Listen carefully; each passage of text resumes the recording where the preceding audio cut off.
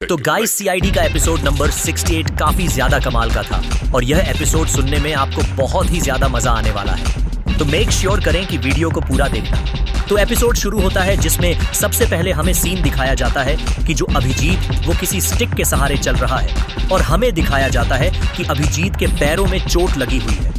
मतलब यहाँ पर दया और पंकज जो होते हैं वो अभिजीत को सहारे से कहीं पर लेकर जाते हैं। फिर उसके बाद केस शुरू होता है और केस में हमें ये दिखाया जाता है कि अभिजीत के घर से जो सामने वाला घर है, सामने वाली जो बिल्डिंग है, वहां पर कोई एक बंदा है जो एक औरत को थप्पड़ मारता है और फिर उसके बाद उस औरत का सर जो है वो किसी टेबल पर लगता है और वो औरत वहीं पर बेहोश हो जाती है और ये चीज होते हुए अभिजीत देख लेता है। तो अभिजीत काफी ज्यादा यहाँ पर शक खाता है कि यार कहीं उस लड़की की मौत ना हो गई हो और इसलिए वो दया को बुलाता है और फिर साथ में उस बिल्डिंग में जाता है। उस बिल्डिंग में जब अभिजीत को जाता है तो उसको कुछ मिलता नहीं है, वहां पर कोई नहीं होता है, जिस पे अभिजीत को काफी ज्यादा डाउट होता है कि आखिर उसने देखा क्या था। फिर अगर यहाँ पे कुछ है नहीं तो फिर उसके बाद दया और अभिजीत मिलकर वहां पर थोड़ी बहुत तहकीकात करते हैं और अभिजीत बताता है दया को कि यार खून यहीं पे हुआ था। तो दया क्या करता है कि स्प्रे का यूज करता है जिससे वो निशान ढूंढने की कोशिश करता है ब्लड का, बट उसे कोई भी निशान यहाँ पर मिलता नहीं है। तो दया अभिजीत को बोलता है कि कहीं ऐसा तो नहीं है कि तुम हेलुसिनेट कर रहे हो, क्योंकि तुम्हें ऑब्वियसली बहुत सारी मेडिकेशंस पर रखा जा रहा है, बहुत सारी दवाइयां दी जा रही है, तो हो सकता है तुम्हें हेलुसिनेशन हो रहा हो। जिसपे अभिजीत बताता है कि नहीं यार वो इतना गलत नहीं हो सकता है, वो ऑब्वियसली यहाँ पे कुछ तो गड़बड़ थी। फिर दया एसीबी को बताता है कि वह जो बिल्डिंग थी उस होटल का जो ओनर था उसको उन्होंने ढूंढ लिया है और उस ओनर का नाम मनीष और दीपा है। मतलब ये हस्बैंड वाइफ है और ये दोनों ही उस होटल के ओनर हैं। फिर एसपी पूछता है कि क्या इनका कोई क्रिमिनल रिकॉर्ड है पास्ट में, जिसपे दया बताता है कि नहीं है। फिर उसके बाद एसपी प्रद्युम्न पूर्वी से कहते हैं कि अभिजीत से उनके स्केच बनवा लो जिसका भी वहां पर मर्डर हुआ था या फिर जिसने भी वहां पर थप्पड़ मारा था, और दया से बोलते हैं कि पता लगाओ कि मनीष और दीपा है कौन और इनसे जाकर मिलो और उस बिल्डिंग के बारे में पूछो।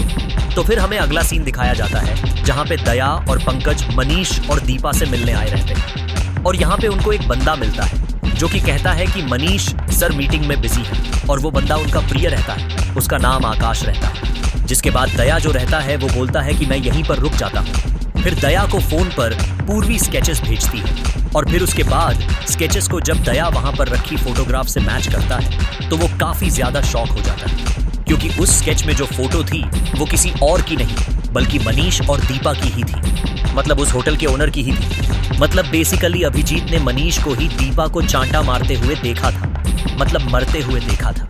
फिर उसके बाद दया और पंकज काफी ज्यादा यहाँ पे शक खाने लगते हैं कि कहीं ऐसा तो नहीं है कि मनीष भागने की फिराक में हो, तो इसलिए उन लोग तुरंत उठकर उसको पकड़ने के लिए जाते ही हैं। लेकिन तुरंत उसका पीए आकर बताता है कि सर आ गए हैं आपसे मिलने के लिए। फिर उसके बाद मनीष आता है उनसे मिलने के लिए। फिर जब इन लोग मिलने जा ही रहे होते हैं तो पीछे से एक औरत आती है और जब दया मुड़कर देखता है तो वो औरत कोई और नहीं बल्कि दीपा होती है। इसका मतलब ये है कि अभिजीत ने जिसको मरते हुए देखा था वो जिंदा है। तो उसके बाद दया यहाँ पे बताता है दीपा से कि बेसिकली उनके एक ऑफिसर ने मतलब एक खून होते हुए देखा है जिसका जो चेहरा है वो दीपा से हूबहू मैच कर रहा है और साथ ही में जिसने मारा था उसका चेहरा मनीष से मैच कर रहा है। लेकिन यह बात को ऑब्वियसली मनीष और दीपा इनकार कर देते हैं और मानना पड़ेगा यहाँ पे भाई, क्योंकि दीपा जो है वो अभी अभी उनके सामने खड़ी है, तो वो मरी कैसे हो सकती है।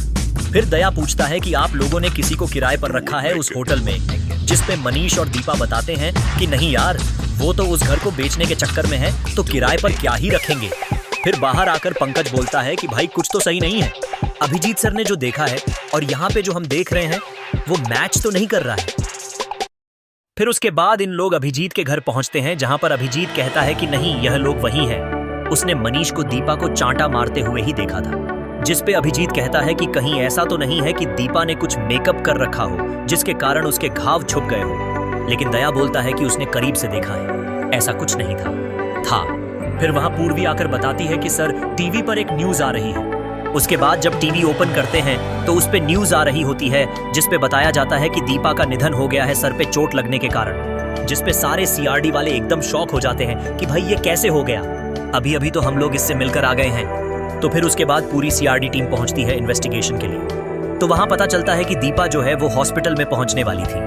उसी टाइम उसको डेट डिक्लेयर कर दिया गया हॉस्पिटल में पहुंचते ही। और ऐसी भी पूछता है कि जब दीपा सीढ़ी से गिरी तो मनीष कहाँ था, जिसमें मनीष कहता है कि मैं तो उस घर को चेक करने गया था जिस घर पे आप लोगों ने इल्जाम लगाया कि मतलब ऐसा कुछ हुआ था। तो फिर उसके बाद मनीष काफी ज्यादा गुस्सा हो जाता है सीआईडी वालों पर और बोलता है कि आप ही लोग सुबह सुबह ये खबर लेकर आए थे और यही हो गया, मनुसियत लगाई है आप लोगों ने। इधर अभिजीत कहता है कि सब एक्टिंग कर रहे हैं। बेसिकली जो दीपा है वह बहुत ही पहले मर चुकी है और आज जो मरी है वो सिर्फ उसकी एक्टिंग हो रही है, सब कुछ फेक हो रहा है। जिसपे दया कहता है कि नहीं यार, इतना फेक नहीं हो सकता, हम तो दीपा से मिलकर आ रहे हैं, वो शक्ल पूरी की पूरी मैच कर रही है। फिर उसके बाद फॉरेंसिक सीन आता है। आज फॉरेंसिक लैब में डॉक्टर सालुखे और गार्गी नहीं थे, सिर्फ तारिका थी। तो तारिका बताती है कि मौत की वजह सीढ़ी से टकराना है और उसके बाद दया पूछता है कि कहीं ऐसा तो नहीं है कि टेबल से टकराना हो, क्योंकि सीढ़ी और टेबल लगभग सेम ही होता है, उनका जो किनारा होता है वो। तो तारिका बोलती है बिल्कुल पॉसिबल है। फिर उसके बाद दया पूछता है कि इनकी मौत का टाइम क्या है। तो तारिका बोलती है इनकी मौत का टाइम सुबह 10 बजे से दोपहर के 2 बजे के बीच में है। जिसपे दया पूछता है कि ऐसा नहीं है कि मतलब उनकी डेथ की जो टाइमिंग है उसको मैनिपुलेट किया गया हो। तो तारिका बोलती है पॉसिबल है, लेकिन उसके लिए बॉडी को कहीं डीप फ्रीजर में रखना पड़ेगा, बर्फ में रखना पड़ेगा, तो जाके हम लोग यह चीज अचीव कर सकते हैं। तो दया बोलता है आपको क्या लगता है ऐसा कुछ हुआ है इस बॉडी के साथ? जिसपे तारिका बोलती है कि हाँ, मुझे लग रहा है कि ऐसा कुछ हुआ है, लेकिन मुझे और भी डिटेल में इन्वेस्टिगेशन करनी पड़ेगी। इधर अभिजीत उस घर में दोबारा आ जाता है छानबीन करने के लिए, जिस घर में उसने यह सब देखा था।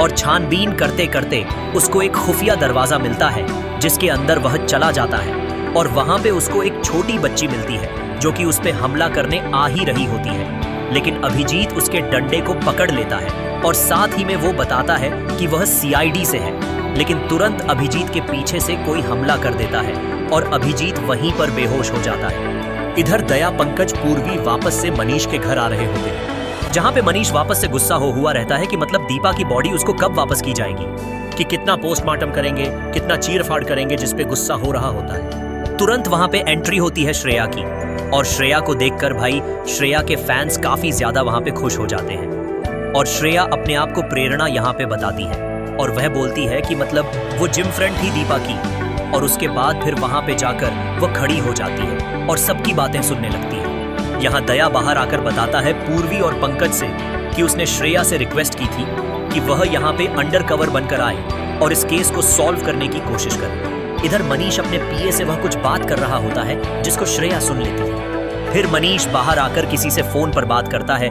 और बोलता है कि डील फाइनलाइज करो शाम को 7 बजे जय सीरा रेजिडेंसी, जिससे श्रेया सुन लेती है। और उसके बाद जब वो फोन रख के जा रहा होता है तो वो श्रेया को देखने ही वाला होता है कि वहां पे पूर्वी आ जाती है और वह बात को टाल देती है। फिर उसके बाद फॉरेंसिक सीन आता है यहाँ पे, जहाँ पे तारिका जो होती है वह दीपा के चेहरे पर फ्रीजर के एब्स को दिखाती है। प्रूफ हो जाता है कि मतलब इसकी डेथ बहुत पहले हो चुकी है। तो फिर उसके बाद यहाँ पे काफी ज्यादा शॉक हो जाता है कि बोलता है कि भाई आखिर वो कौन था जो उनसे मिलने आया था फिर दीपा बनकर। फिर एसीपी का शक मनीष पर जाता है और वह कहता है यह सारे कांड मनीष ही कर रहा है। फिर दया यह बात बताने के लिए अभिजीत को कॉल करता है, लेकिन वह कॉल नहीं उठाता है। फिर हमें सीन दिखाया जाता है कि जहां अभिजीत किडनैप्ड है वहां कई सारे बच्चे हैं जो कि अभिजीत को उठा रहे हैं और फिर उसके बाद अभिजीत को पानी पिलाती है एक बच्ची। और फिर उन लोग अभिजीत के पैरों की रस्सी खोलने की कोशिश करते हैं लेकिन खोल नहीं पाते हैं। तो अभिजीत को वहां पे एक टेबल में मिलता है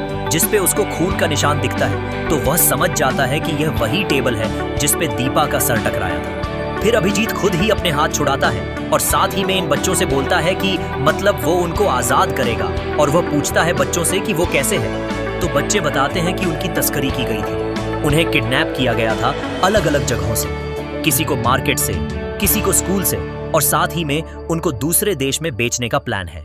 लोग कई बार कोशिश की है भागने की, लेकिन भागने में सफल नहीं हुए। फिर उसके बाद हमें सी